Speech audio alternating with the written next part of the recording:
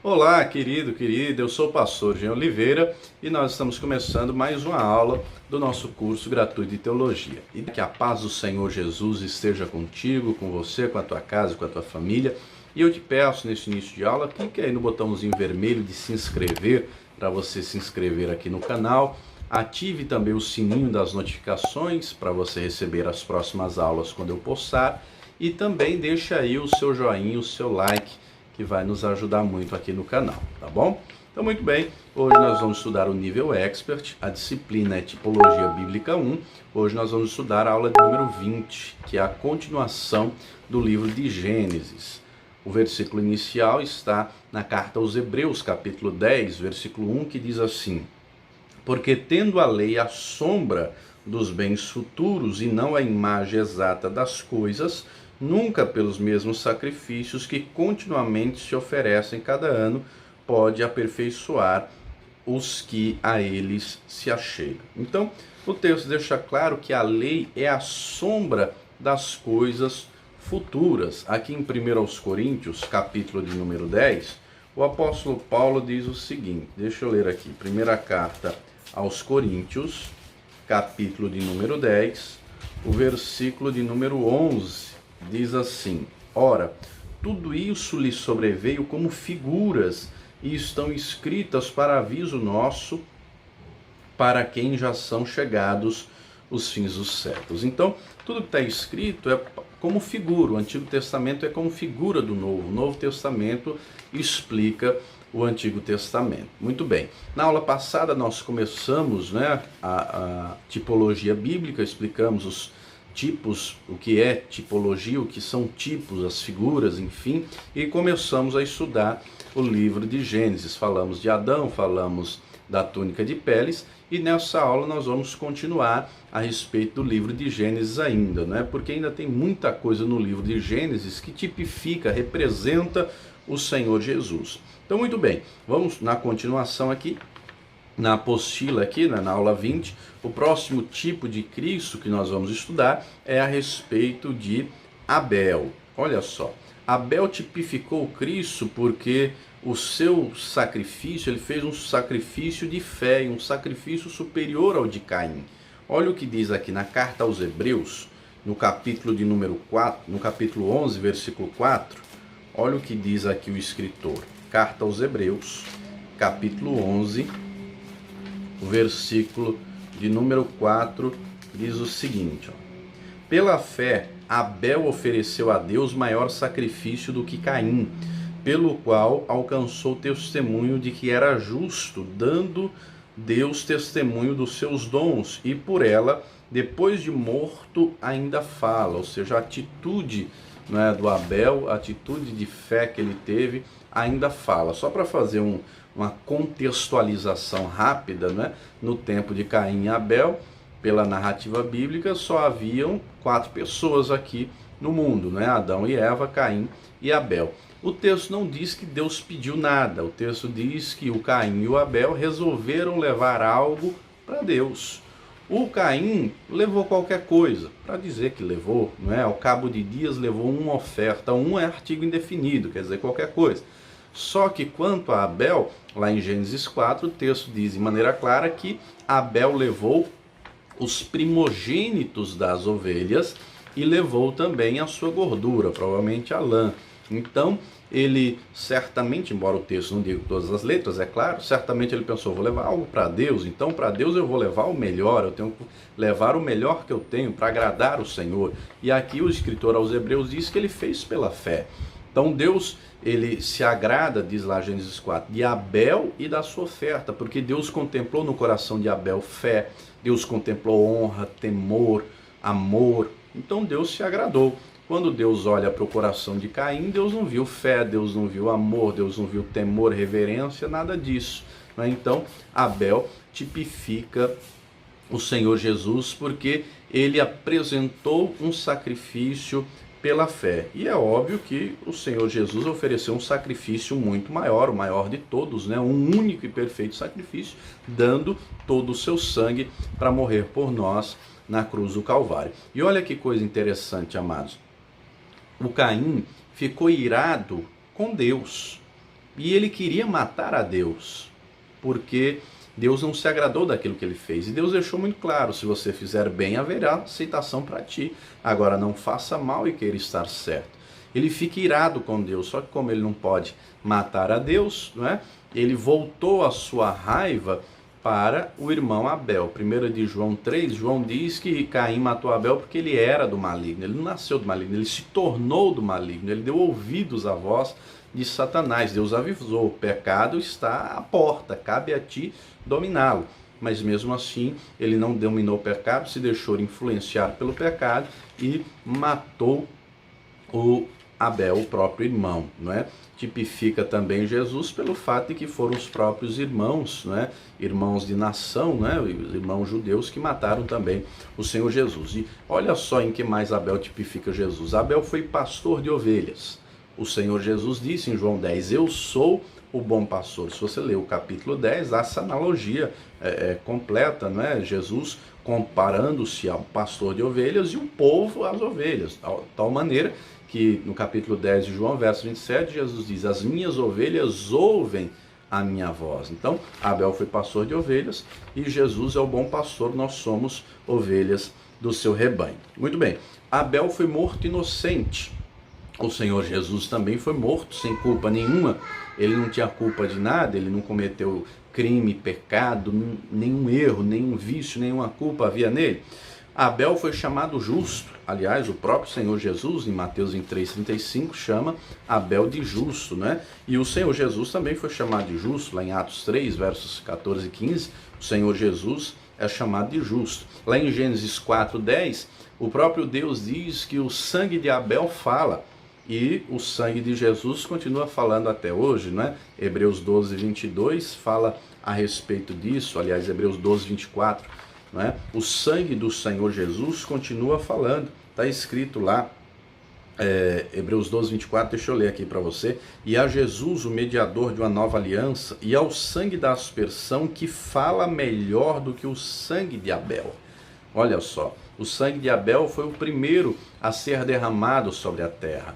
Só que o sangue de Abel não tem o poder de perdoar os nossos pecados. O sangue de Abel não tem o poder de nos lavar e remir.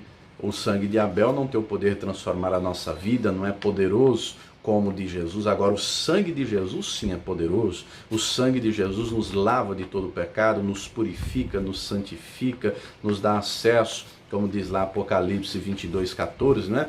Bem-aventurado aquele que lava suas vestes no sangue do Cordeiro, para que tenha acesso à cidade santa pelas portas e a comer do fruto da árvore da vida. Então o sangue de Jesus continua falando até hoje. Continuando aqui, então falamos a respeito de Abel. Vamos continuar. Aqui na apostila, além de Abel, vai falar da Arca de Noé. E a Arca de Noé tipificou Jesus porque no tempo de Noé, a arca era o único meio de salvação. Não havia outro meio. Não havia, o pecado se multiplicou, né? Depois você lê com calma Gênesis capítulo 6, o pecado se multiplicou de uma tal maneira que Deus resolveu destruir tudo. E Noé acha graça aos olhos do Senhor, está lá Gênesis 6, 8 e 9, porque Noé não fazia o que os demais faziam, as ações, as práticas pecaminosas. E lembrando, amados, no tempo de Noé não existia a Bíblia. A Bíblia começou a ser escrita por Moisés, séculos, milênios depois. O tempo de Noé não tinha nada escrito. Tudo o que ele sabia a respeito de Deus, ele aprendeu de ouvir falar. Mas ele tinha consciência de certo e de errado. Todo ser humano tem consciência moral daquilo que é certo, daquilo que é errado. Então, Noé viu que as atitudes que as outras pessoas tinham não eram corretas. Por isso que ele casou com uma mulher só, ensinou os filhos da mesma maneira, ensinou os filhos a não viver nas práticas pecaminosas da sua geração. Por isso ele vai achar graça diante do Senhor, e o Senhor diz para ele: Noé, você vai construir uma arca. E Deus dá para ele as medidas da arca, não é? O comprimento, a largura, não é? A altura, o material, a madeira que ele tinha que usar, o betume para revestir, não é? Como se fosse uma argamassa impermeabilizante. Deus dá todos os detalhes. E pela narrativa bíblica, Noé demorou cerca de 100 anos para construir essa arca. Não era fácil, né? Hoje nós temos maquinário elétrico, hoje a gente tem serra elétrica, diversos materiais que facilitam muito a carpintaria, a construção de qualquer tipo de coisa. Só que naquela época Noé não tinha nada disso. Ele tinha ferramentas manuais, um machado, um serrote talvez, algum tipo de serra, né? Ele foi até a floresta, até um lugar onde tinha árvores, foi derrubando as árvores, tirando a casca, depois com algum tipo de plano ele foi planando, formando as tábuas. Foi um trabalho árduo, um trabalho manual. Pedro diz, né, que Noé foi pregoeiro da justiça. Enquanto ele ia construindo a arca, ele foi pregando e anunciando: olha, Deus vai destruir tudo por causa do pecado de vocês. Se arrependam enquanto é tempo, vocês têm que estar dentro da arca, porque Deus vai mandar chuva com abundância, vai destruir tudo. E o texto diz que as pessoas zombavam de Noé, porque até então, amados, não havia, pelo menos ainda em Gênesis, não havia narrativa de chuva. Até então não havia chovido. E Noé está dizendo que viria tanta chuva, um dilúvio que iria inundar tudo de água e destruir tudo. E o povo não acreditava naquilo. Zombavam de Noé. O texto diz: casavam-se, davam-se em casamento. Só que Noé tinha uma certeza: Deus me deu uma palavra e eu tenho que cumprir essa palavra. Eu tenho que fazer conforme aquilo que Deus me falou. E ele foi fazendo, ele foi trabalhando, até que chegou o dia que a construção da arca foi completada. Noé entra na arca, a esposa, os 3 filhos, as 3 noras. Deus envia os animais. Se você ler o capítulo 7 com calma, você vai perceber que não era só um casal de animal, eram 7 casais de animais. Entram na arca, e um detalhe importantíssimo: a arca só tinha uma porta.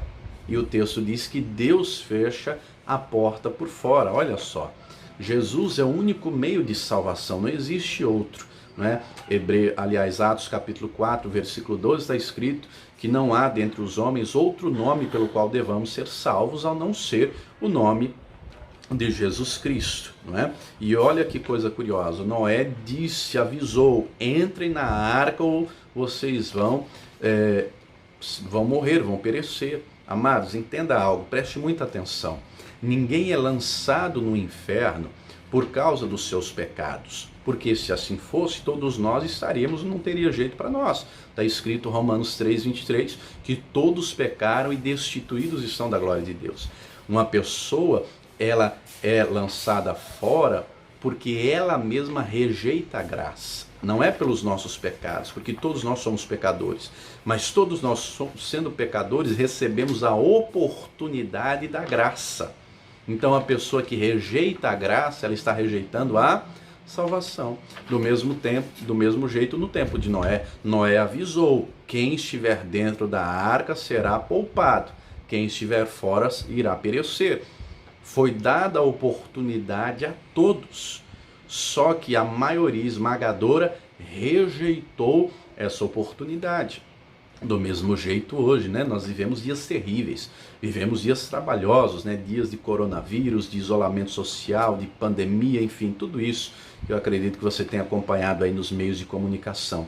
Mas só continua existindo um único meio de salvação, e este meio é uma pessoa, é Jesus Cristo, não existe outro. É necessário se arrepender dos pecados e é necessário entrar pela porta que é Jesus. João 10:9, ele diz: eu sou a porta. Se alguém entrar por mim, entrará e sairá, salvar-se-á, encontrará pastagens.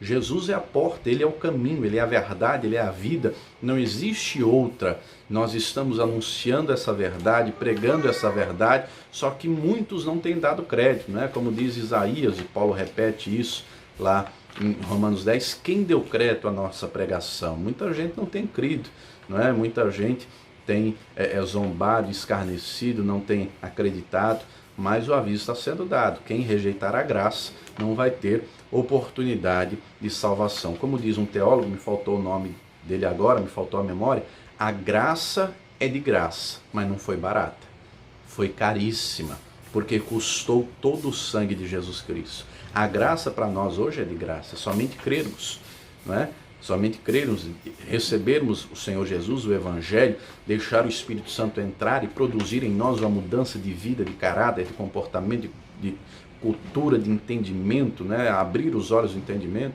Só que a graça não foi barata, custou o sangue do Senhor Jesus. Então a arca tipifica o Senhor Jesus, a arca tipifica. E é interessante que Mateus 24, Jesus falando a respeito do fim, Jesus diz do mesmo jeito, né? Como foi nos tempos de Noé, assim será no tempo do fim. E são esses dias, nós estamos na iminência do fim, queridos. Essa pandemia aí do coronavírus, Jesus avisou, né? Lucas 21, 11, é uma evidência, mais um sinal a respeito do fim. Então nós temos é que nos preparar. Muita gente tem orado, não é, pedindo para Deus ter misericórdia da humanidade e tudo mais. Querido, você tem que orar para você se preparar. Não é pecado orar pedindo que Deus tenha misericórdia dos outros, só que entenda, quando Deus está executando algo, quando Deus está fazendo, é escatológico, é profético. Nós estamos vivendo um calendário escatológico e nós temos que orar, amados, para nos prepararmos, para nos fortalecermos no Senhor. Você tem que orar pela igreja viva, você tem que orar para que as pessoas quebrantem os corações e se arrependam e busquem ao Senhor. É nesse sentido, querido. O mundo vai de mal a pior. A igreja do Senhor é que tem que se preparar, a igreja viva, a igreja que ora, a igreja que clama, a igreja que busca. Se prepare para se encontrar com o Senhor, porque muito em breve ele virá. Alguns eventos ainda têm que acontecer. Estamos vivendo o cumprimento desse calendário escatológico. Então, se prepare enquanto é tempo, tá? Para você não ficar de fora como no tempo de Noé. Continuando aqui. Além da arca, na continuação, vamos falar a respeito de Melquisedeque, né? O nome Melquisedeque significa rei de justiça, ou o meu rei é justo. A primeira menção que tem sobre Melquisedeque na Escritura é lá em Gênesis 14, que eu vou ler aqui para você, tá? Só fazendo um contexto rápido, o Ló, sobrinho de Abraão, havia sido preso, né, levado como cativo, Sodoma, Gomorra e as 3 demais cidades da região também, pelo rei Quedorlaomer, e Abraão, com 318 homens nascidos na sua casa, vai em guerra para libertar a Ló, e ele vence a guerra, liberta todos, enfim, está lá no início do capítulo 14 de Gênesis. Mas muito bem, quando Abraão regressa dessa guerra, diz lá Gênesis 14, 18, deixa eu ler aqui.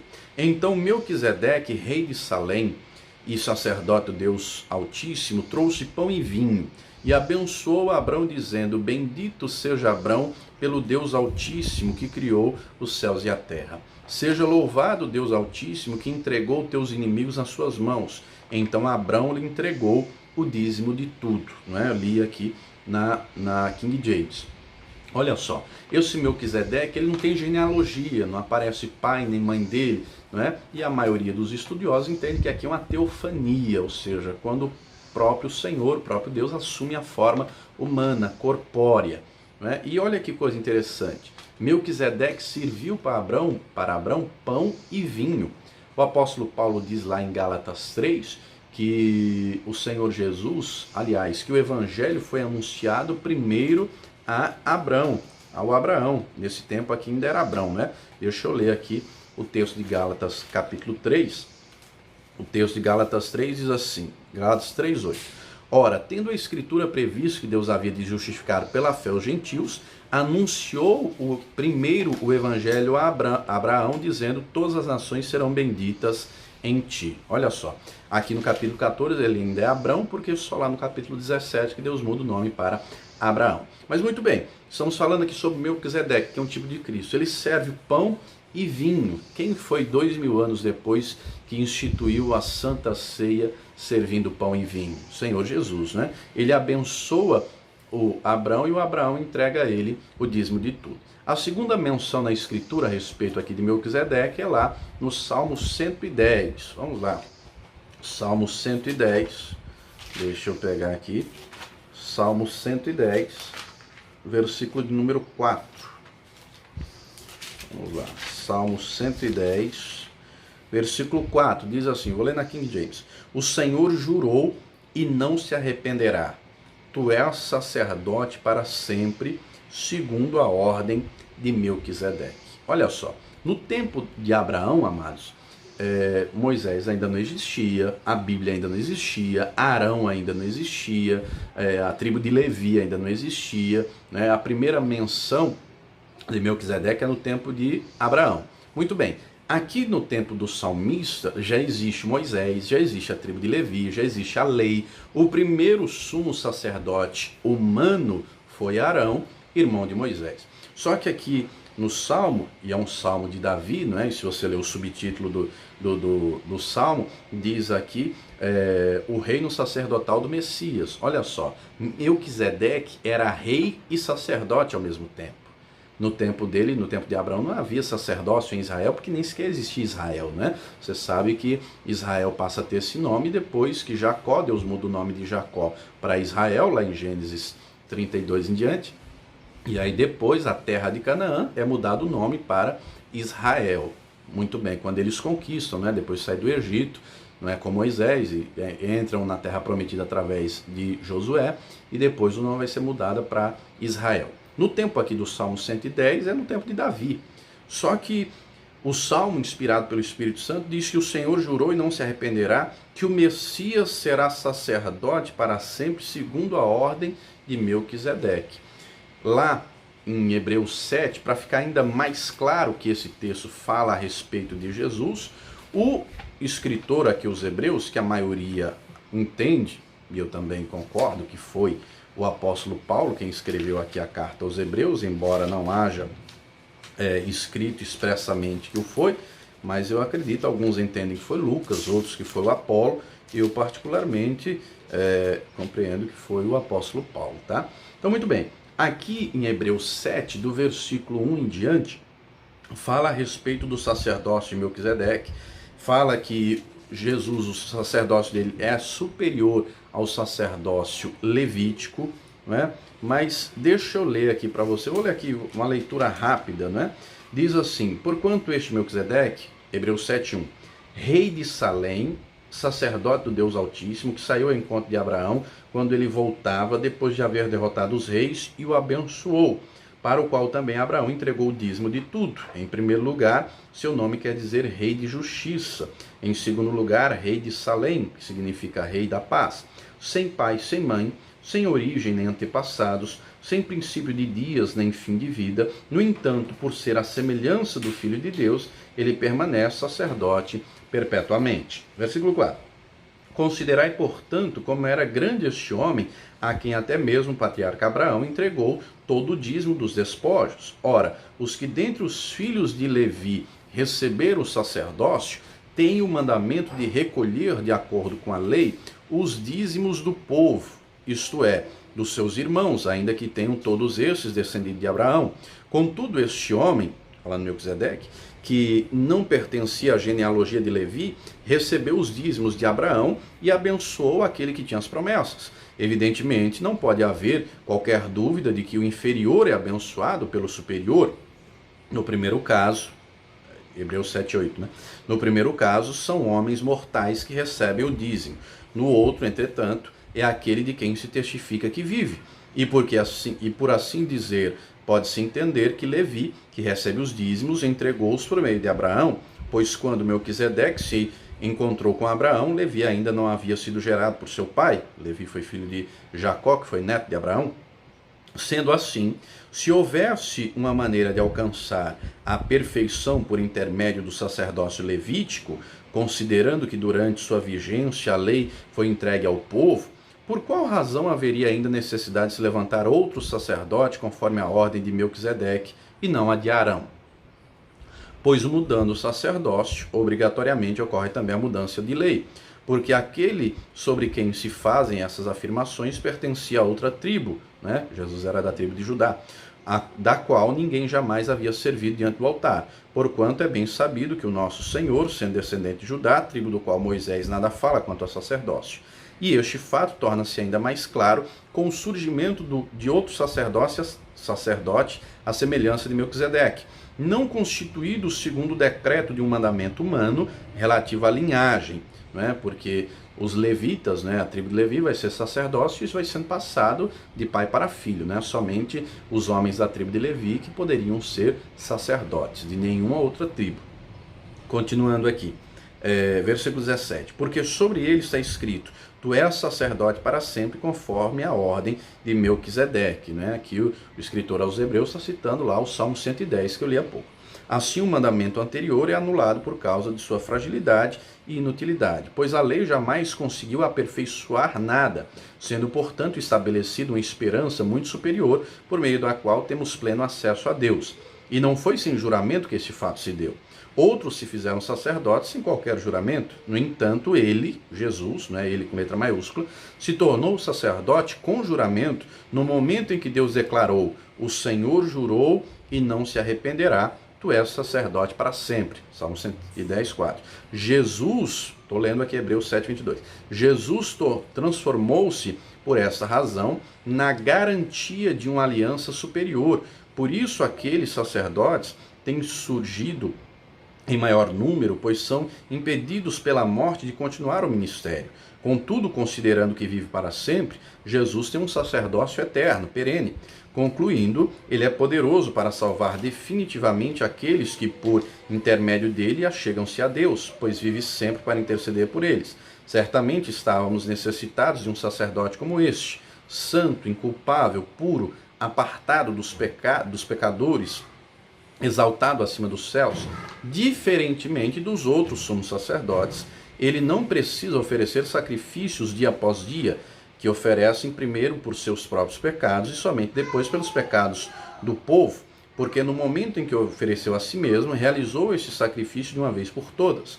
Portanto, a lei designa sumos sacerdotes a homens que têm fraquezas, mas o juramento que veio depois da lei estabelece por toda a eternidade o Filho que foi aperfeiçoado. Então aqui o texto deixa claro, que o Senhor Jesus, Melquisedeque, é uma figura de Jesus, do mesmo jeito que Melquisedeque era sacerdote eternamente, ele está tipificando o Senhor Jesus, que também é sacerdote eternamente, tá bom? Prosseguindo aqui na apostila, depois de Melquisedeque, falamos de Abel, da Arca de Noé, de Melquisedeque, vamos falar de Isaac.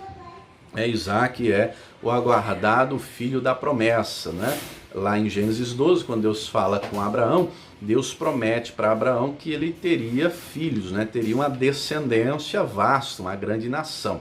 Deus fala isso, Abraão tem 75 anos de idade. Só que o Isaac só nasce quando Abraão já tem 100 anos de idade, ou seja, 25 anos se passaram. Querido, querida, quantas vezes você já ouviu uma promessa da parte de Deus e às vezes você desanimou, você desfaleceu, você achou que Deus não iria cumprir, que não iria acontecer ou que estava demorando muito? O ser humano, por natureza, é imediatista. Nós queremos as coisas agora, na hora, imediatamente. Deus tem o tempo dele trabalhar. Está escrito Eclesiastes 3, que há tempo para todas as coisas. E é interessante que, se você ler a história de Abraão, no capítulo 16 de Gênesis, a Sara quer dar um jeitinho para Abraão ter o filho com Agar, ia ser filho dela e dar origem a Ismael, que depois vai gerar problemas, enfim. Mas o Isaac era o filho da promessa, o filho aguardado. O Isaac nasce. E ele nasce de maneira sobrenatural, Afinal de contas, a Sara já tinha 90 anos de idade e o Abraão já tinha 100, ou seja, já não eram mais crianças. O texto deixa claro de que fisicamente era impossível que ele nascesse. E o apóstolo Paulo, falando aqui aos Romanos, Romanos capítulo 4, deixa eu ler um texto aqui para você que comprova que o Isaac nasceu de forma sobrenatural, primeiro, pelo fato de que a Sara já estava no período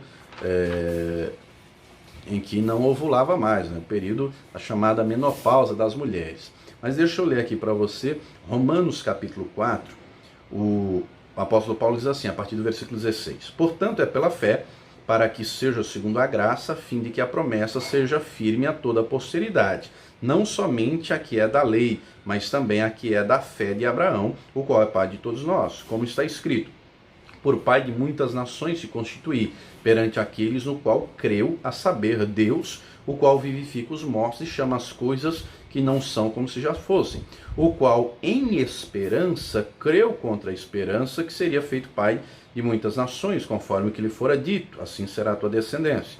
Versículo 19: e não enfraqueceu na fé, nem atentou para o seu corpo já amortecido, pois já era da idade de quase 100 anos, nem tampouco para o amortecimento do ventre de Sara. Então ele creu de fato pela fé, E é interessante que o nascimento de Jesus também, se você ler Lucas capítulo 1, o anjo Gabriel avisa a Maria que o Espírito Santo viria sobre ela e nasceria um menino, né? Nasceria o Senhor Jesus, o aguardado das nações.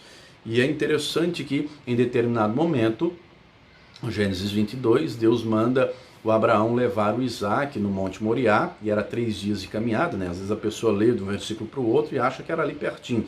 Eram 3 dias de caminhada. Ele foi, levou o Isaac para ser sacrificado. Deus falou com Abraão que era para ele sacrificar o Isaac.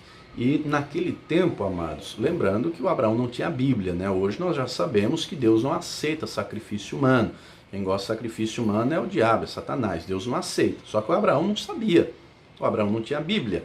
E no tempo dele a idolatria era generalizada e era comum sacrifício humano. Então ele leva o Isaac e ele diz, se você ler o início do capítulo 22, quando Isaac questiona: pai, está aqui a lenha, está aqui o fogo, o cutelo, mas cadê o cordeiro? O Abraão profetiza, né? Gênesis 20, verso 7, diz que ele era profeta. Ele diz: Deus proverá.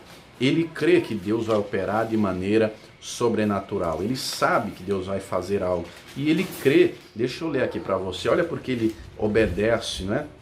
Ele não questiona. Hebreus capítulo 11, o verso 17 diz assim: pela fé ofereceu Abraão a Isaque quando foi provado. Sim, aquele que receber as promessas ofereceu seu unigênito. Sendo-lhe dito: em Isaque será chamada a tua descendência. Considerou que Deus era poderoso para até dos mortos os ressuscitar. Então, o Abraão não tem dúvida: ainda que eu mate o meu filho, Deus vai ressuscitar ele. Aquilo que Deus fala, Deus cumpre, a promessa dele vai se cumprir.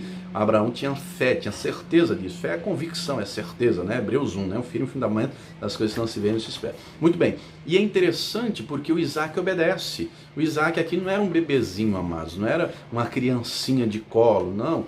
Ele já era um garoto, né? Dizem alguns que ele já tem entre 15 e 20 anos de idade. Ele obedece.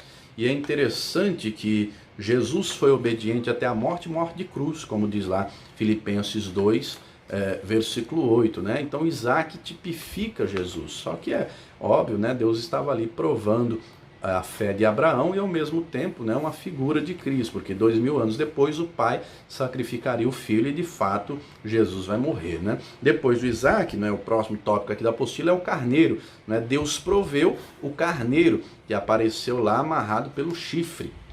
O carneiro estava amarrado lá no galho pelo chifre, e aí o carneiro que substituiu o Isaac no altar, né, e o carneiro que foi morto. O carneiro que foi morto em sacrifício, do mesmo jeito, né? O Senhor Jesus foi morto em nosso lugar, é um sacrifício vicário, né? Substitutivo. Quem merecia a morte era nós, somos nós, né? Romanos 6:3, o salário do pecado é a morte, mas o dom gratuito de Deus é a vida eterna por Cristo Jesus. Ele morreu em nosso lugar, tá? E, por fim, aliás, caminhando para o fim, né? A escada de Jacó. Falamos de Abel, da Arca de Noé, Melquisedeque, Isaac, o carneiro e a escada de Jacó. Em Gênesis 28, o Jacó tem um sonho, né? Que ele vê uma escada que vai subindo até o céu, e ele vê anjos subindo e descendo daquela escada. Então a escada tipifica Jesus. Jesus vai falar a respeito, nesse mesmo sentido, em João 1,51, quando ele fala a Natanael, você vai ver o céu se abrir e os anjos de Deus subindo e descendo a respeito do Filho do Homem. E por fim, para terminarmos essa aula, José. José também tipifica Jesus e tipifica em várias coisas, né? Gênesis 37, o texto é claro em dizer que Jacó amava mais José. Quando Jesus é batizado, né, ouve-se uma voz do céu, Mateus 3, o próprio Deus dizendo: esse é meu filho amado em quem tenho prazer. José foi enviado pelo pai a levar uma mensagem para os filhos. Jesus também é o mensageiro do pai. José foi rejeitado pelos seus irmãos. Jesus também, né?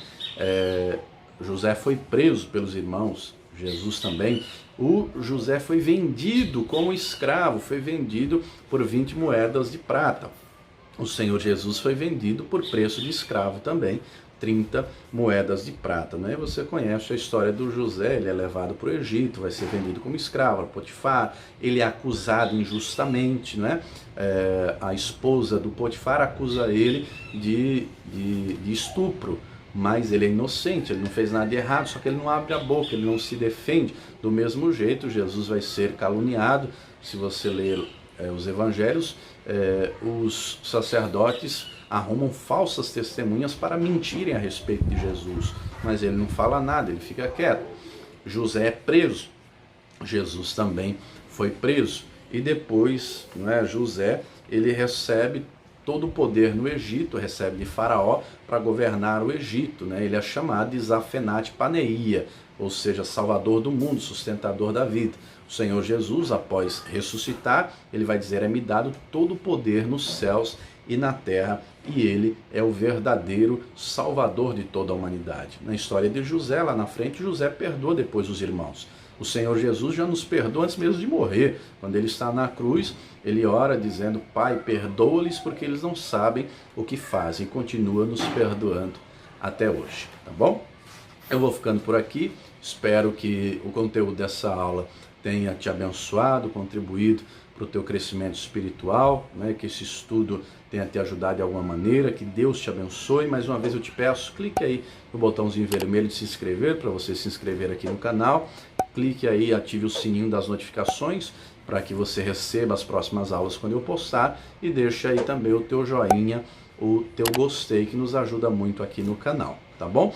Ouça agora esse importante recado que eu vou te dar a respeito dos pregadores do telhado. Se torne um pregador do telhado, nos ajude nessa obra, que Deus te abençoe e viva o Senhor Jesus.